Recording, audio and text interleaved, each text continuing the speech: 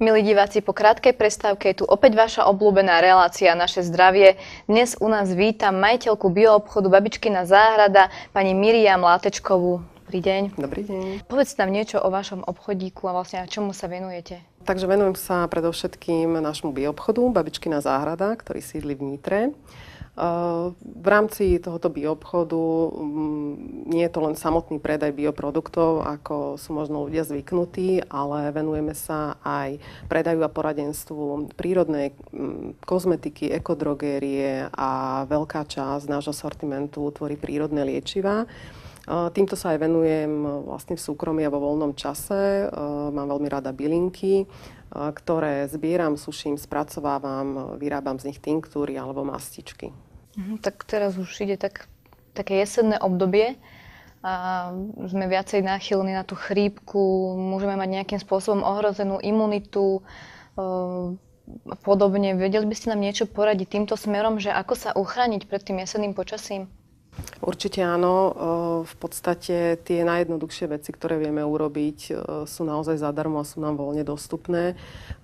Rozhodne by som začala stravou, pretože si myslím, že imunita človeka je dostatočne silná, ak si vyberia tie správne potraviny pre svoj organizmus, ak je jeho strava založená na rastlinných zložkách, ako je ovocie, zelenina, semienka, orechy, bylinky, vňatia a podobne.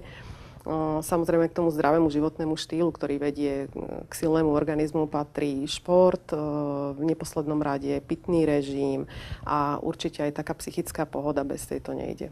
Keď už sa naozaj budem cítiť, že proste ráno stanem a už budem cítiť, že už asi na mňa niečo lezie, čo je taká prvá pomoc? V prvom rade si myslím, že ak už teda na človeka niečo lezie a cíti, že niečo s jeho telom nie je v poriadku, či už je to nejaký kašel alebo mu tečie z nosa, tak to najdôležitejšie, čo môže urobiť, je nehrnúť sa do práce. To stále hovorím, že by si mal človek nájsť čas na to, aby zostal v tej posteli, vyležal chorobu. Nemali by sme sa za nejakou aktivitou natoľko ponáhľať, že je nám prednejšie ako naše zdravie, pretože sa to potom môže končiť tak, že už musíme vyhľadať lekára, ak nie pohotovosť na to, aby nám dokázal zmierniť príznaky, ktoré máme.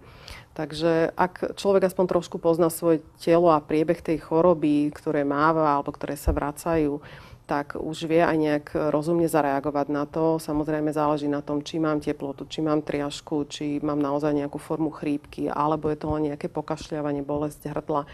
Takže v každom z tých prípadov vieme vybrať to, čo na nás zaúčinkuje najlepšie.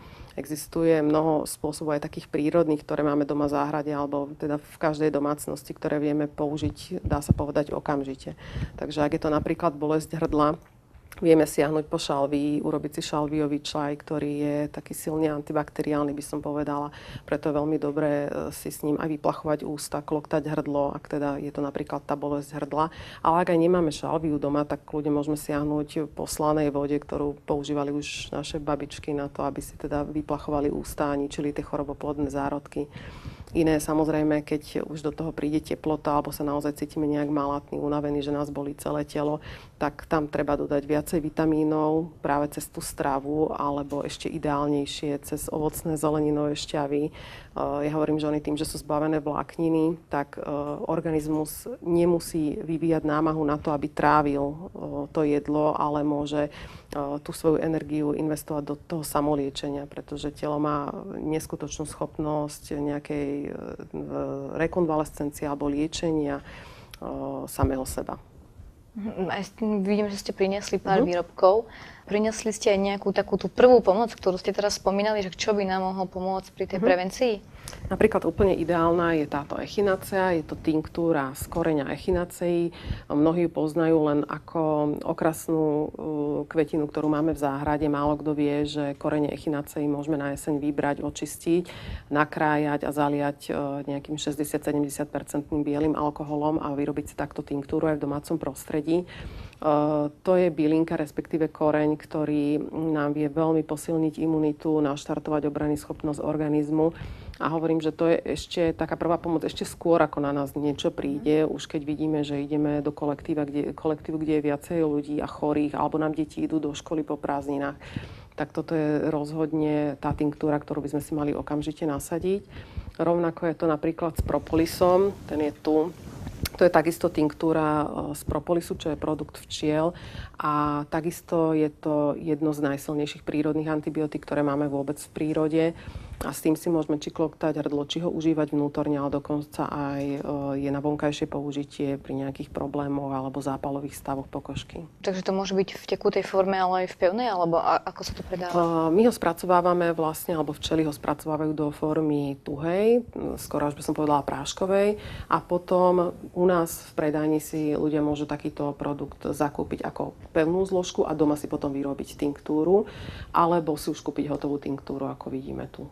Ako si to môžeme doma vyrobiť tú tinktúru? Akým spôsobom? Tá tinktúra sa vyrába vlastne v každom prípade rovnako. Či už spracovávame koreň, listy, kvety alebo ten propolis. Stačí zaliať ten produkt, ktorý máme, ktorý ideme spracovať tým liehom, ideálne teda alebo bielým alkoholom, určite nie tmavým. Nechať vyluhovať takto na svetlom lieste v sklenej nádobe asi 6 týždňov, potom predsediť a vieme to už užívať. Vydrží nám to takto v chladničke kľudne rok, 2. Ten alkohol je prírodný konzervant, takže sa tomu nič nestane. Vy ste priniesli sem k nám aj takúto zaujímavú vec. Ja by som bola veľmi rada, keby nám o nej niečo poviete. Tak toto je neti konvička. To je konvička, ktorú používali už starí jogíni. Nie priamo v tejto podobe, tedy asi mali nejaké iné prostriedky, ktorými si čistili nosné dutiny. S touto neti konvičkou, ak do nej dáme teplú vodu a trošku himalajskej soli, presne za odmerku, ktorá je na to určená, tak si vieme preplachovať nosné dutiny.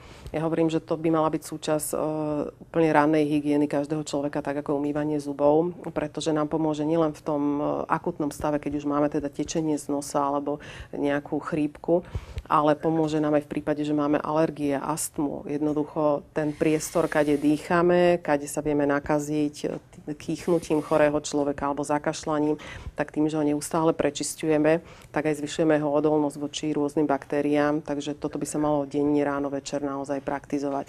My máme na našej stránke aj úplne jasný videonávod, je to jednoduché, zvládnu to aj deti. V podstate nemusia sa báť, že sa udusia alebo že im tá voda zabehne. Jednoducho sa len nos prečisťuje tak, ako má. Takže je úplne špeciálny postup na to, ako to používať. Áno. Ale jednoduchý, to sa naučí naozaj každý. Je to lepšie ako používať nejaké kvapky stále, nejaké chemikálie.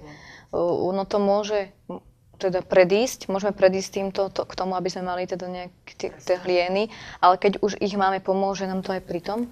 Úplne to vedia povedať hlavne ľudia, ktorí sú alergici a majú problém so sennou nádchou opakovane nejak na jar, na jeseň, že naozaj, ak používali tú konvičku, tak majú oveľa miernejšie príznaky tej sennej nádchy a naopak, keď začnú s tou konvičkou práve v tom akutnom období, ktoré majú naozaj také zložité, tak vidia, o čo ľahšie sa im dýcha, že ten nos sa neobcháva. Tie kvapky, to sú naozaj také riešenie, že v krajnej núdzi a nevyriešia nám problém ako taký, hej, lebo nám možno na chvíľočku uvoľnia tie dutiny, že sa nám na chvíľu dýcha lepšie, ale na to, aby sa nám dýchalo lepšie a hlavne deťom napríklad, keď zateká večer, keď si láhnú do postele, začnú kašľať, tak existuje množstvo iných prírodných prostriedkov, hlavne čo sa týka aromaterapie a rôznych silíc v kvalite naturál, ktoré už bežne v zahraničí sa dokonca na predpis dávajú, tak sú tam cenené. U nás ešte stále sú tak nejak na pokraji tej alternatívnej medicíny, ale to je oveľa lepšia náhrada ako tie kvapky do nosa štandardne z lekární, ktoré poznáme.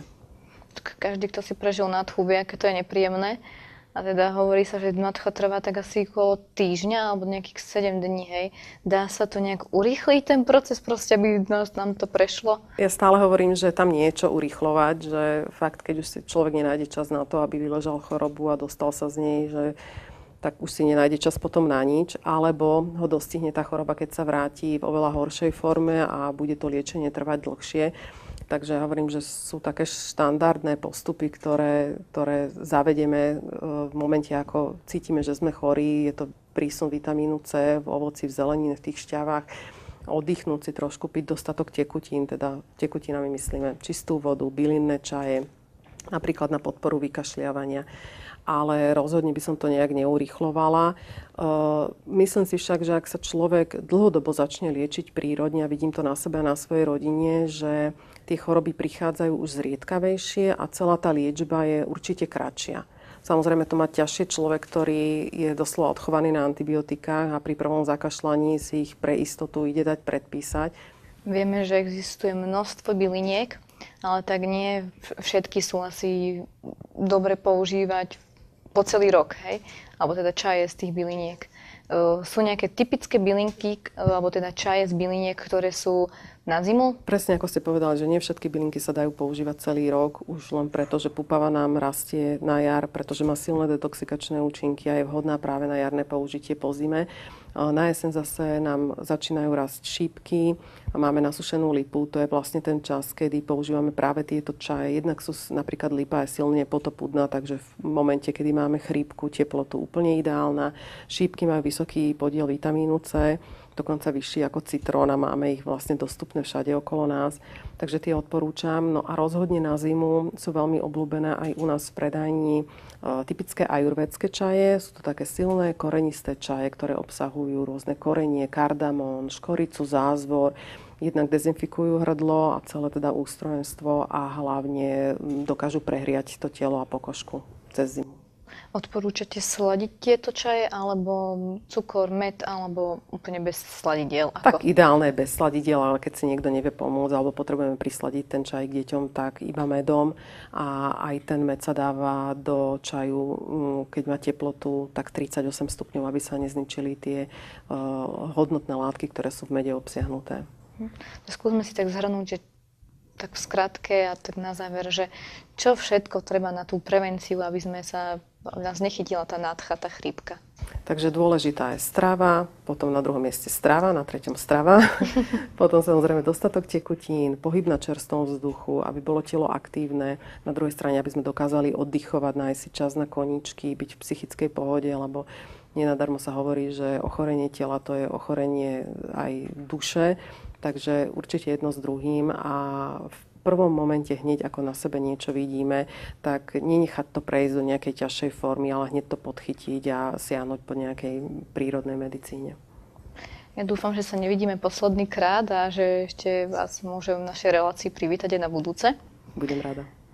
Vy, milí diváci, sledujte nás i naďalej a tešíme sa na ďalšie stretnutie. Dovidenia. Dovidenia.